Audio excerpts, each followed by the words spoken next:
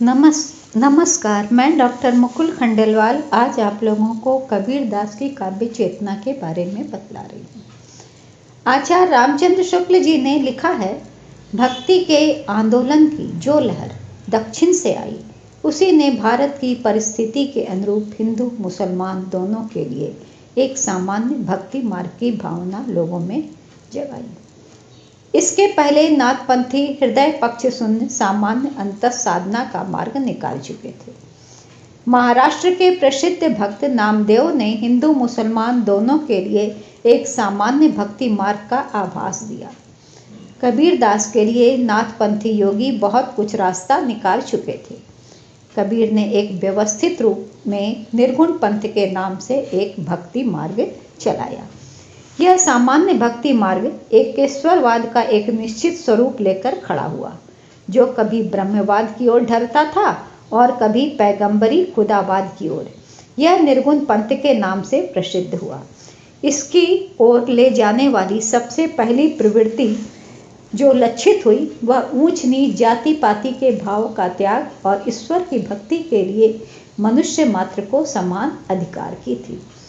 आचार्य रामचंद्र शुक्ल जी लिखे हैं, भक्ति का जो सोता दक्षिण की ओर से धीरे धीरे उत्तर भारत की ओर पहले से ही आ रहा था, उसे राजनीतिक परिवर्तन के कारण शून्य पड़ते हुए जनता के हृदय क्षेत्र में फैलने का पूरा स्थान मिला। रामानुजाचार्य ने शास्त्रीय पद्धति से जिस सगुण भक्ति का निरूपण किया था, उसकी ओर जनता आकर्षित होती चली जा रही थी। उत्तर और मध्य भारत में ईस्वी की 15वीं शताब्दी में रामानुजाचार्य की शिष्य परंपरा में स्वामी रामानंद जी हुए, जिन्होंने विष्णु के अवतार राम की उपासना पर जोर दिया और एक बड़ा संप्रदाय खड़ा किया।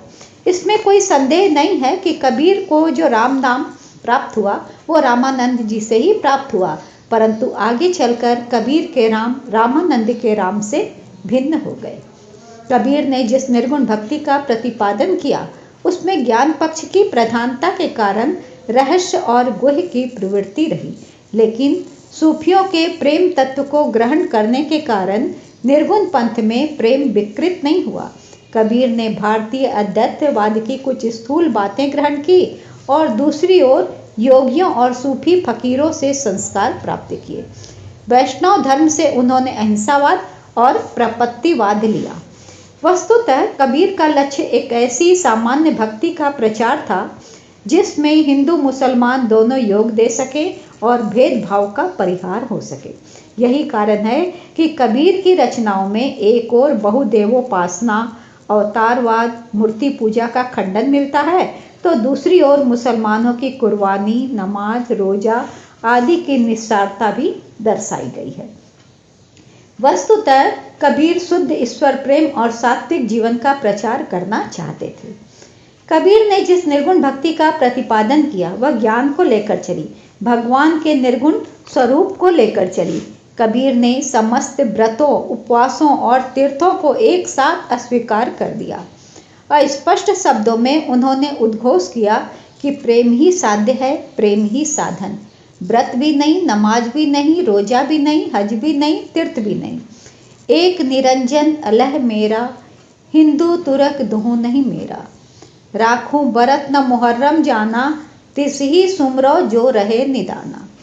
इस प्रकार सभी बाहरी धर्माचार को अस्वीकार करने का साहस केवल कबीर साधना के क्षेत्र माने साहस जो था वो कबीर के पास था, और ऐसे साहस को लेकर वे साधना के क्षेत्र में अवतीर्ण हुए। उन्होंने अटल विश्वास के साथ अपने प्रेम मार्ग का प्रतिपादन किया। कबीर ने प्रेम के जिस स्वरूप को प्रस्तुत किया वह बहुत व्यापक और विशाल है। यह प्रेम मृत्यु का है। अहम को नष्ट कर आत्मसमर्पण करके ही कोई उस प्रेम मंदिर में बैठने का उत्तराधिकारी हो सकता है। कबीरदास जी कहते हैं, कबीरा यहु घर प्रेम का, खाला का घर नाही। शीस उतारे हाथ धरी, सो बैठे घर माही। कबीर ने निर्गुण भक्ति की उपासना की, पर उस ब्रह्म को घट घट में देखा। वे स्पष्टता कहते हैं कि ब्रह्म व्यापक है और सब में एक ही रूप में व्याप्त है। खालिक खलक खलक में खालिक, सब जग रहो समाई। इतना ही नहीं, माने जो कबीरदास जी के जो विचार हैं वो आज भी इतना महत्व रखते हैं जितना कि मध्यकाल में थे। कबीर की काव्य चेतना का जो क्षेत्र है वो अत्यंत व्यापक है। आचार्य हजारी प्रसाद द्विवेदी ने अपनी पुस्तक कबीर में इस काव्य चेतना का विस्तार से विश्लेषण किया है।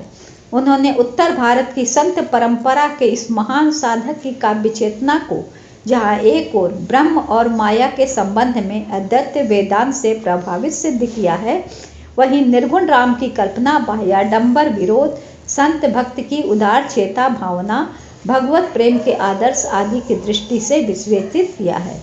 उन्होंने इस पुस्तक के उपसंहार में लिखा है, कबीर धर्म गुरु थे, इसलिए उनकी वाणियों का आध्यात्मिक अंश ही आस्वाद होना चाहिए, परंतु विद्वानों ने नाना रूप में उन वाणियों का अध्ययन और उपयोग किया है। काव्य रूप में उसे आस्वाद करने की प्रथा तो चल ही पड़ी। समाज सुधार, सर्वधर्म समन्वय, हिंदू मुस्लिम ऐक्य संप्रदाय प्रतिष्ठाता और वेदांत व्याख्याता दार्शनिक के रूप में भी उनकी चर्चा कम नहीं हुई। आचार्य द्विवेदी जी ठीक ही कहते हैं कि हिंदी साहित्य के 1000 वर्षों के इतिहास में कबीर जैसा व्यक्तित्व लेकर कोई रचनाकार उत्पन्न नहीं हुआ। महिमा में यह व्यक्तित्व केवल एक ही प्रतिद्वंदी जानता है, तुलसीदास। कबीर की काव्य चेतना का संबंध निश्चित रूप से उनके भावधारा से भी है और उस विचारधारा से भी है जिसे हम संतवाणी के नाम से पुकारते हैं। निश्चय ही भावधारा और विचारधारा की उभय भूमियों पर कबीर का कवि रूप प्रकट हुआ है। कबीर ने अपने को कवि न कहा था, वे तो स्पष्ट कहते थे, मसी कागज छुयो नहीं, कलम गही नहीं हाथ। इसके बावजूद वे साधित करता हैं। वे निश्चय ही वैदिक ऋषियों की परंपरा के कवि मनीषी हैं। कबीर की काव्य चेतना का क्षेत्र जहाँ एक ओर शुद्ध ब्रह्ममय आध्यात्मिक रस का लोक है, वहीं दूसरी ओर उसमें एक विराट आनंदमय लोक भी है। इस प्रकार वे ब्रह्म और जगत को भावना के स्तर पर एक ही प्रवाह से जोड़ देते हैं। कबीर की काव्य चेतना का मूल लक्ष्य व्यक्तिगत साधना और मुक्ति ही है, पर साथ ही वे मनुष्य मात्र को समान मर्यादा का अधिकारी मानते थे। यही कारण है कि उनकी काव्य चेतना में एक ओर जहाँ ब्रह्म और आत्मा का प्रेम भाव प्रकट हुआ है, वहीं दूसरी ओर मानवीय संस्कृति और धर्मों के उच्चतर भावों के सामंजस्य की विशेषता भी प्रकट हुई है।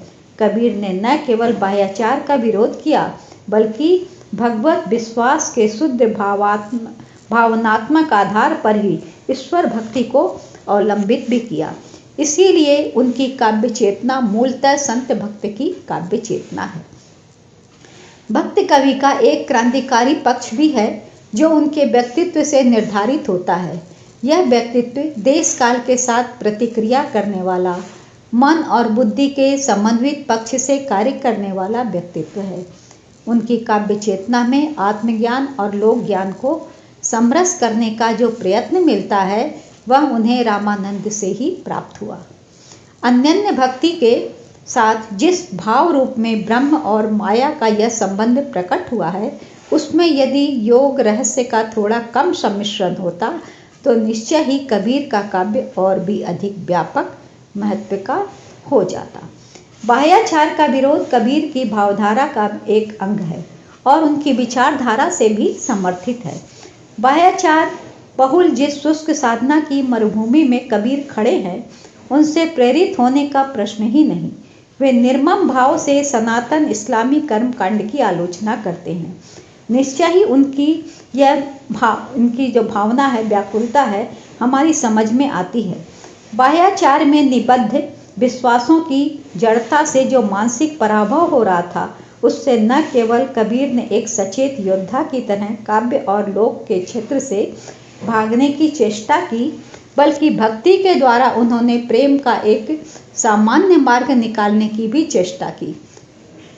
इस प्रकार हम आचार्य हजारी प्रसाद द्विवेदी जी के शब्दों में कहेंगे, कबीर की काव्य चेतना में जहाँ अनेक उन्मुख दिशाएं हैं, वहीं उनकी केंद्रीय दशा का निर्धारण भक्ति और अनन्यता के द्वारा होता है। जिस भाव सत्ता को भक्त अनंत ज्योति और अनंत प्रेम में साकार करता है, वही चिन्मय ब्रह्म है। प्रेम को कबीर ने साधना से समन्वित किया और भगवत प्रेम के आदर्श को बाह्याचारों से मुक्त करके उसे भावात्मक और तात्विक आधार प्रदान किया। निश्चय ही कबीर मध्य युग के ऐसे सचेष्ट संत भक्त कवि हैं जिन्होंने पंडितों, पुरोहितों, मुल्लाओं के कर्म कांड से ब्रह्म भावना को मुक्त किया। एक ओर उन्होंने विवर्तवाद से भी अपने को थोड़ा अलगाया और दूसरी ओर कल्पों से कुंठित कर्मकांड के ईश्वर से भी साधारण जनता को मुक्ति के मार्ग पर अग्रसर होने की प्रेरणा दी। भारतीय धर्म साधना में कबीर की काव्य चेतना का स्थान निश्चय ही बहुत ऊंचा है। धन्यवाद।